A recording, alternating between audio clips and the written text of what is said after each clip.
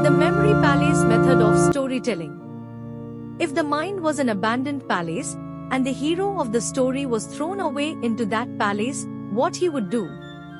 He would walk through the palace, explore it, investigate the details, and ultimately, find a way to escape and return to his original world. The technique of memory palace allows your characters to do just that.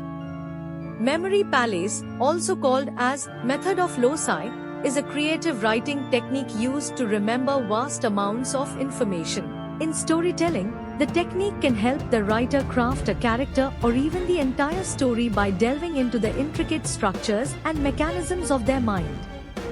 The technique relies on putting the character in a tangible, imaginary landscape and then scanning different parts of that landscape, investigating what part mirrors which aspect of your character's personality. It could be a real or imaginary space, such as a library, a museum, a fantastical castle, a garden, a hilltop forest, a shop, a market, or anything.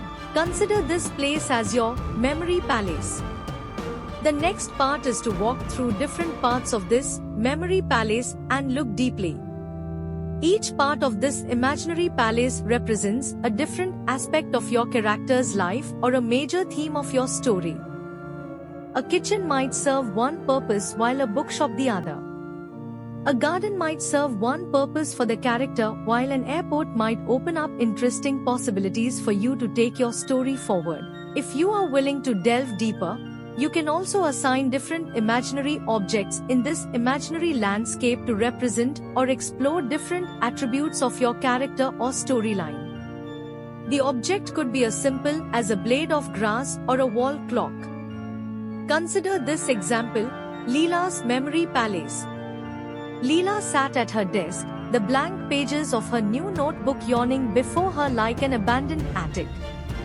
She wanted to write a list of goals, tasks, and to-dos to organize, but what she really desired was to carve out a picture of her life's universe. When swarms of thoughts buzzing and rumbling in her head became too noisy for her to actually jot down any words in the notebook, she closed her eyes and started an inner journey into the halls of her memory palace. The Grand Hall. Sitting at her desk with closed eyes, in a meditative mode, Leela took a mental trip into the Grand Hall of her memory palace.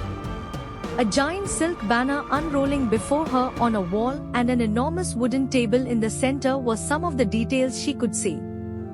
On top of the table was a glowing orb.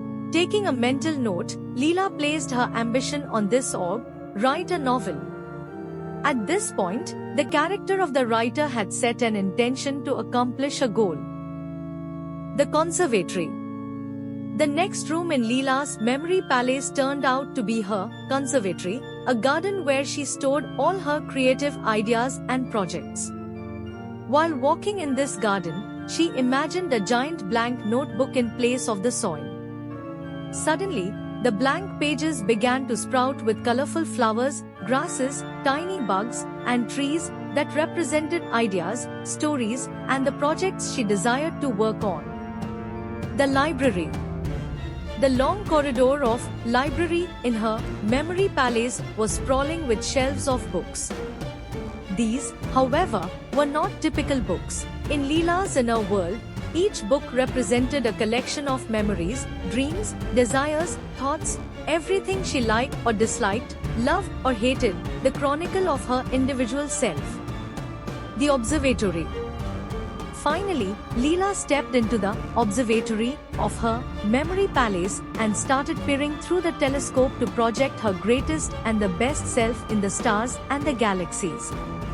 A famous writer with dozens of successful, published novels, a house filled with pieces of art, a mini library of her own, a garden of solace. By the time Leela opened her eyes, she had navigated a landscape in the memory palace of her mind, and now she was ready to jump into her notebook and scribble down all the details she saw in that dark, inner world, tell a story no one but only she could see.